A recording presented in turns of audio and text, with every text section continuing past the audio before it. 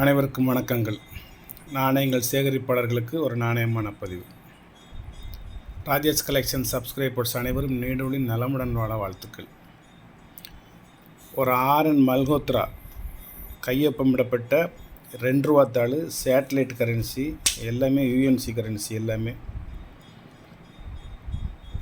இது ஒரு தாள் வந்து 35 ரூபா. இதில் 10 தாள் இருக்குது. 350 ரூபா அதில் ரேட்டு.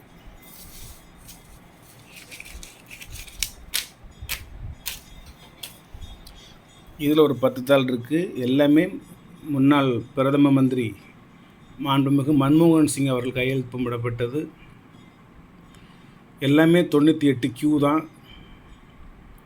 நம்பர் வந்து 280, 771, 72, 73, 74, 75, 76, 77, 78, 79, 80. 10 தாள் வரிசைக்காக இருக்கும். யூஎன்சி கரன்சி 10 ஒரு கெட்டிலேருந்து 10 எடுத்து வச்சுருக்கேன். அவ்வளோதான். இது ஒரு தாள் வந்து 45 ரூபா. 25 கொடுத்தோம், 30 கொடுத்தோம், 35 கொடுத்தோம், 40 கொடுத்தோம், 45 கொடுத்தோம். இப்போ இந்த கெட்டு கிடைக்க மாட்டேங்குது. Very demand. மன்மோகன் சிங் எழுத்துப்பட்ட கரன்சி யூஎன்சி கரன்சி 10 தாள் மட்டும். சரி, 5 ரூபா குறைச்சிக்கோங்க, 40 ரூபாயே போட்டுக்கோங்க. தேங்க்யூ.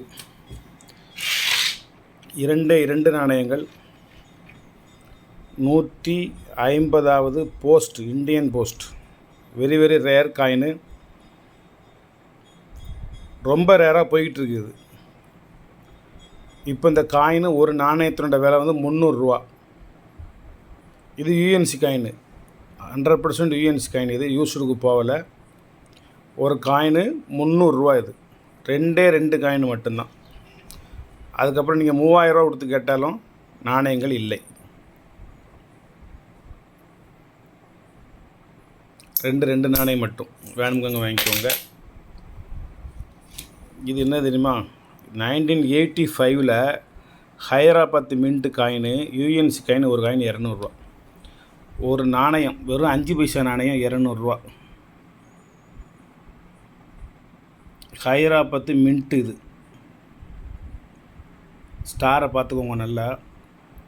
அலுமினியம் நாணயம் வெறும் 5 பைசா தான். 85 Hyderabad mint. Very rare coin. ஒன்று இருக்குது. 200 ரூபா. அது 1966 3 பைசா யூஎன்சி காயின். மும்பை மின்ட்டு 100 ரூபா ஒரு நாணயம். ஒன்று தான் இருக்குது. வேணுங்க, வாங்கிக்கோங்க. நன்றி, வாழ்த்துக்கள். சப்ஸ்கிரைப் பண்ணுங்கள், ஷேர் பண்ணுங்கள், லைக் பண்ணுங்கள், கமெண்ட் பண்ணுங்கள். பதிவு போடலாம், ஒருபாடு போடலாம். கிடக்கு அது வாட்டில் அவ்வளோ ஆணும் கிடக்கு. எல்லாம் டப்பாவாக கிடக்கு. அதுக்கு நேர காலங்கள் வரட்டும். கொஞ்சம் கொஞ்சமாக போடுறேன்.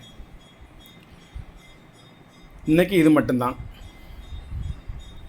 இந்த சிலவங்க ஆற்றுல குளிப்பாங்க, குளத்தில் குளிப்பாங்க,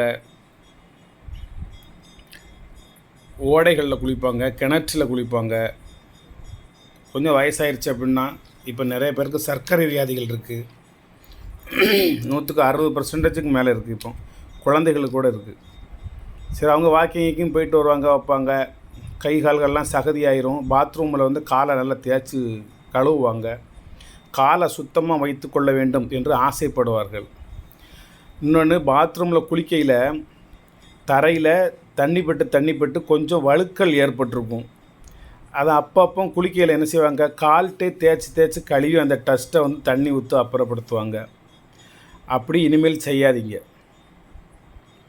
வாக்கிங் போயிட்டு வந்தாலோ, கால்கள் வந்து சகதியாக இருந்தாலோ, அல்லது குளிக்கும் பொழுதோ, பாத்ரூமை சுத்தம் பண்ணும் பொழுதோ, அல்லது குதிங்காலில் உள்ள அழுக்கு போக வேண்டுமென்றோ தரையில் தேய்ச்சி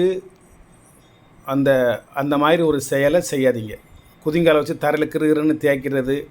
அப்புறம் அந்த நீர் போகும்ல, அதில் வந்து ஒரு சிங்கில் ஒரு ஓட்டையாக போட்டு ஒரு தகர மாதிரி மேலே வச்சுருப்பாங்க.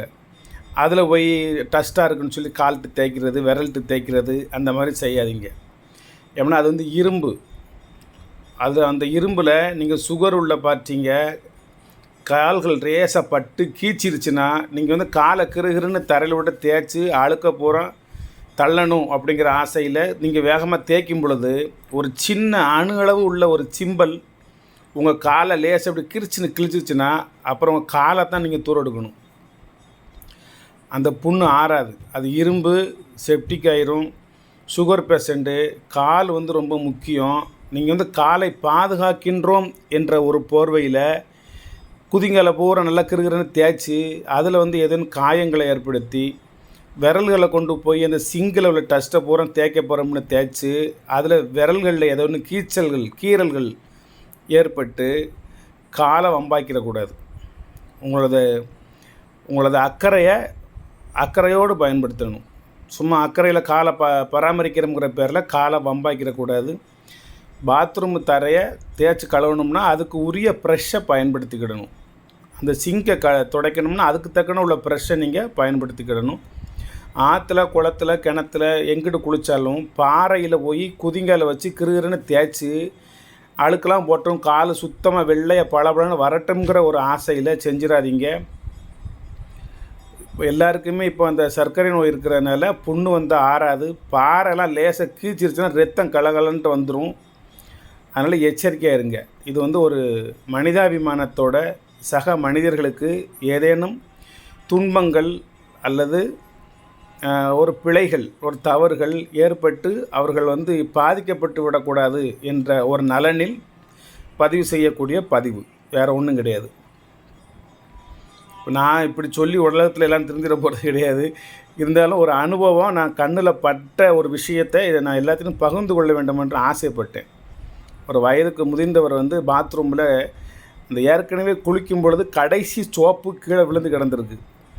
இவர் மேலே போய் தரையை தேய்க்க போகிறோம்னு சொல்லி தேய்ச்சி அந்த சோப்பு வழுவி மட்டமெல்லாம் டமால்னு விழுந்து பெரிய பிரச்சனை ஆகி போச்சு.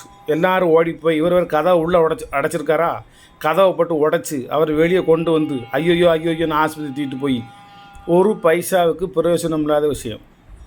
அதனால் குளிக்கும் பொழுது கீழே வந்து அந்த சோப்பினுடைய கழிவினால் தரை பாசி படர்ந்துருக்கும், வழுக்கும். நீங்கள் அதில் போய் காலை வச்சுக்கிட்டு புசுக்குன்ட்டு தேய்க்காதீங்க, கால் வலிவிடும். சோப்புகள் கீழே கிடக்கும் அல்லது சின்ன சின்ன சிம்பிள்கள் கிடக்கும்.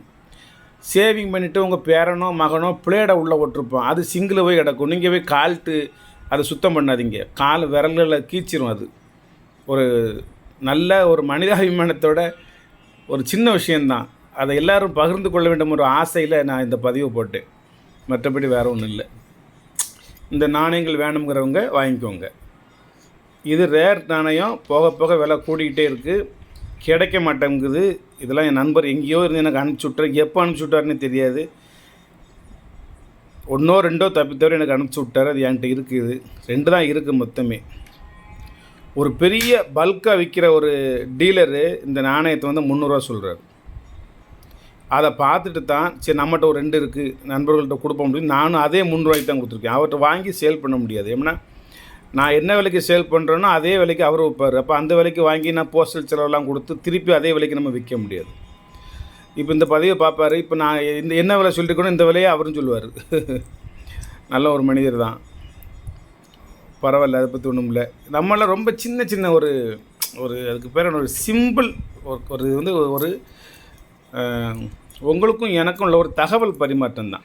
மற்றபடி இந்த 2 நாணயத்தை விற்று தான் அந்த உலகத்தில் உயிர் வாழ போகிறோங்கிறது கிடையாது.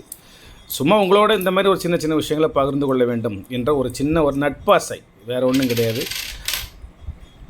நன்றி நண்பர்களே, நன்றி. சப்ஸ்கிரைப் பண்ணுங்கள், ஷேர் பண்ணுங்கள், லைக் பண்ணுங்கள், கமெண்ட் பண்ணுங்கள்.